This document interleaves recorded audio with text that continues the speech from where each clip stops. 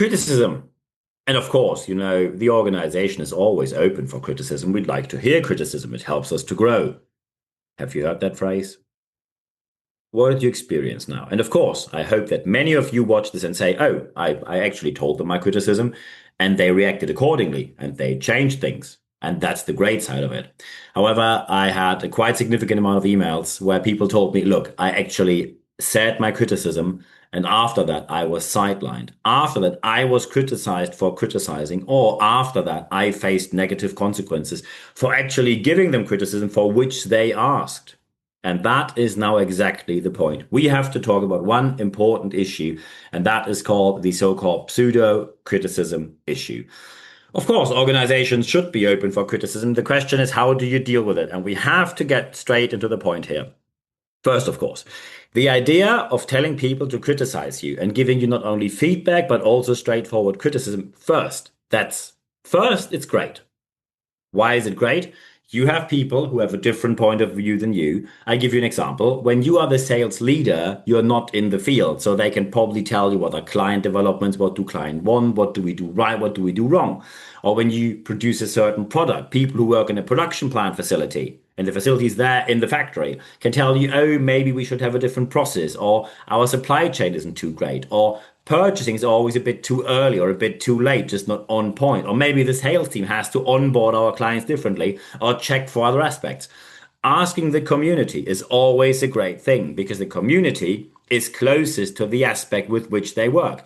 No CEO, CMO, COO, CFO, CIO, CTO, call it as you like. No senior executive can be as close to the subject matter as the people working with exactly that subject matter every single day. The main question now is, as soon as they face a criticism, how do they react? And when they react, quite often people say, well, it didn't go too well. I told them something and they said, how dare I? I don't have the view. I don't have the overview. I don't see the big picture. Sometimes they even say things like, I don't have the qualification. How dare I bring this forward? How can I say this in public? And that exactly is the problem. Some people want criticism, but what they actually want is criticism of others. Tell me where in the organization something goes wrong so I can point to others and join the blame game. And that is, of course, not very good leadership. It's actually really bad leadership. So what they do is they go from criticism straight into conflict. And going into the conflict to solve something is a good thing. However, what they do is they go into conflict with you, the person who said something.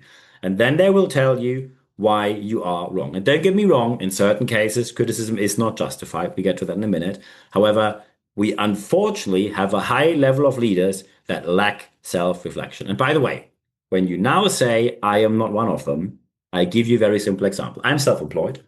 There's a reason why after every training, I get externally evaluated. After every coaching, I get evaluated. After every interim mandate and during it, I get evaluated. Why is that the case?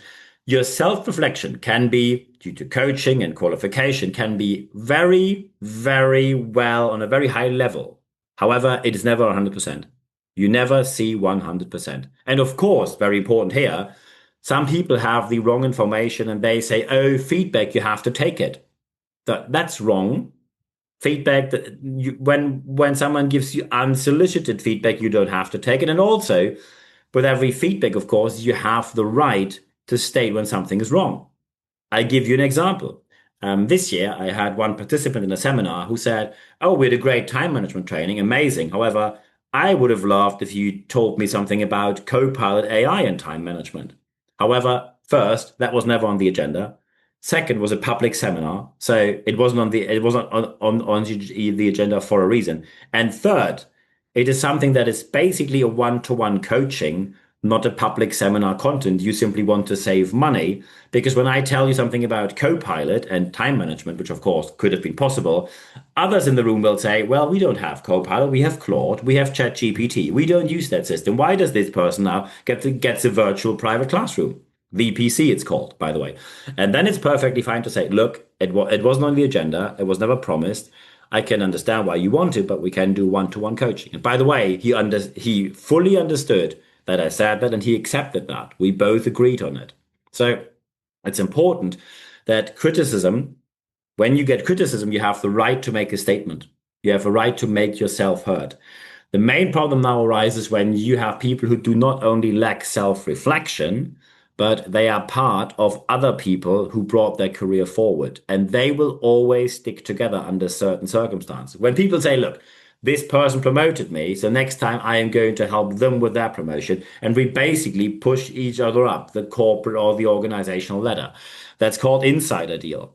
These insider deals are, of course, not great, not neither for the people and especially not for the organization. And when it gets really bad, you end up with cliques. And a clique means there are a group of people, two, three, four people, and they stick together, whatever the cost. If someone does something wrong, they will always blame someone else. Someone does something right, they all expect praise, every single one of them. So, and by the way, the main issue here when people say, but a network is important.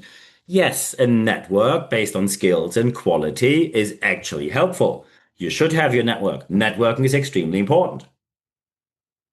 However, insider deals and cliques are not network. Insider deals and cliques are I chose people randomly that helped me, and I will push them forward even if they are not competent for the job.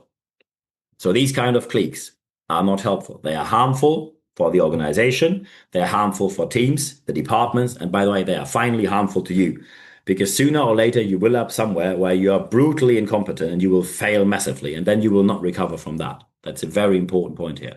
The question is, what can we do now? Because we are here to talk about how to make things better, not to complain about things.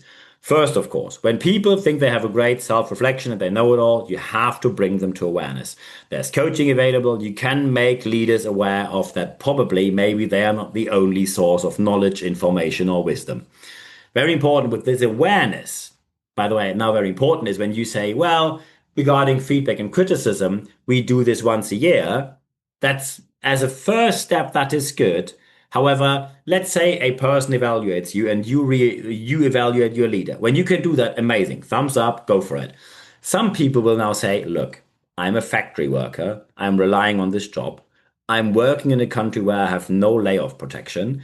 I should criticize my leader, who is a double MBA prestigious university person, and I got into this business by recommendation by a friend. I'm hanging on a thread. And now they expect me to criticize the person that can fire me on the spot. Here's the hint. It's not going to happen. And of course, that is understandable. It's not for everyone. So that's why some people have an anonymous system in place. When feedback becomes very straightforward, anonymous systems win because many people are unable or unwilling or both to criticize their leaders because they fear the negative consequences. So you need to have a process in place, and the process must reflect on absolutely anyone's needs. When you're a small organization, you know each other well, so you all talk together every single day anyway, you probably do already have a process in place, which happens every single day. The larger the organization becomes, the more processes you need in place. Annual appraisal interview is the first starting point, then evaluation of leaders. However, when now a negative evaluation happens, what's the consequence not only for the person working there? When you have a worker that's really bad, doesn't produce great quality, there will be consequences. What happens when you have a leader who's not doing well? Because many people say, as soon as I criticize my leader, they get everything put together in a paper, they get it served via email, then they read it and they delete it. Nothing's happening. So you must have this bonus mailer system, the good and bad system, with consequences, of course, on both sides, not only on the lower end of the hierarchical pyramid. It's very important that this process needs to be in place. The good thing is that as soon as people know there's a process, leadership usually becomes better. I give you a very simple example. When your sales team says we really have a bad software, we need a new CRM system, and you say, oh yeah, at the end of the day, we have to make our clients happy. I'll just take a note, and then you say the magic phrase, "I hear you." I don't know why there are still coaches out there who tell you that "I hear you" is remotely acceptable. "I hear you" means I hear you, and I couldn't care less. When you think that "I hear you" is a good phrase, or you have trainers or coaches who tell you it is, here are the news. It's not. Because "I hear you" is one of the most passive aggressive lines we have in the workplace as of yet. So be aware that you get rid of that line, the quicker the better. And when you now have a process in place where people say, look, I actually wanted to say "I hear you" and then do nothing. However, I know there's a process in place. Next year, they're going to evaluate me. They evaluate me based on what I just said. And they will probably say, he promised something. Niels promised something and he didn't keep the promise. And that's not great, is it? So as soon as people see there's a process in place, the action actually goes forward way quicker. And when you then have the action in place and the reflection goes up, better awareness, excellent process, action being taken, by time, things will become a lot better in your organization. I wish you all the best implementing that in your organization as well. And when you now say, wait, I have a couple of questions about this. This is rather complex, isn't it? Yes, of course. So first, of course, when you now watch me on YouTube, feel free to leave a like there. Subscribe to my channel. Feel free, of course, to leave a comment there. I'm always looking to have discussions with you. When you now listen to me on Apple Podcasts or Spotify, you can also leave a review there. Thank you very much for 5 stars. We put a lot of effort into this. And we're also very grateful if you recommend this. We, again, by the way, side remark, we went top 100 in India. In India, I'm a non-native speaker. And we are now top 100 last week. Top what there are 1.1 billion people living there with an aeon of podcasts out there, and we went top 100. So thank you very much for being so loyal to this podcast. When you recommend this to friends, family, workplace, absolutely anywhere, I'm very grateful for that. I put a lot of effort into this, research and everything. So I'm very happy when you recommend this to anyone who's able to join. Very important also when you want to have leadership tips, we have the so-called YouTube Shorts. Feel free to use them anytime. They are, as the name says, they're only available on YouTube. Feel free to use them. I promised you that this year I'm going to have at least one leadership tip per day. So I promised you 365 leadership tips from me or external experts each day. So an average one per day. We have more than 200 online already this year, and we are only halfway through. So we are way ahead of plan. So feel free to watch the YouTube Shorts as well. By the way, it really pays off not only to subscribe to my channel on YouTube, but also put the little bell in there, because when you put the bell in there, then you get a tiny notification on your computer or your smartphone when something new is online, so you're not missing anything.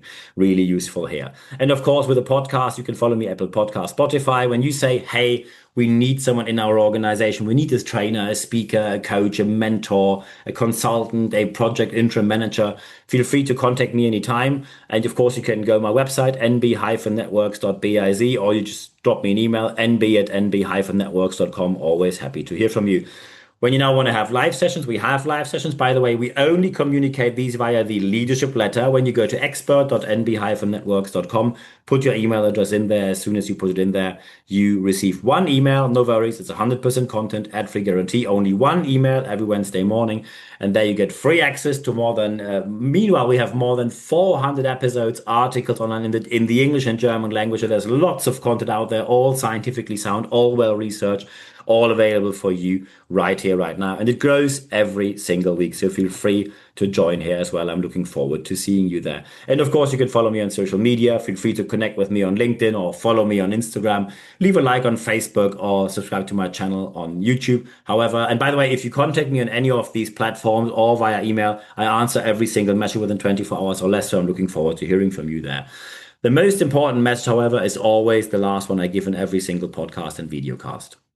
Apply what you heard in this podcast, because only when you apply what you heard, you will see the positive aspects that you obviously want to see in your organization. I wish you all the best doing so. Feel free to contact me anytime. I'm answering every single message within 24 hours or less, so I'm looking forward to hearing from you there. And at the end of this podcast, as well as at the end of this video cast, there's only one thing left for me to say. Thank you very much for your time.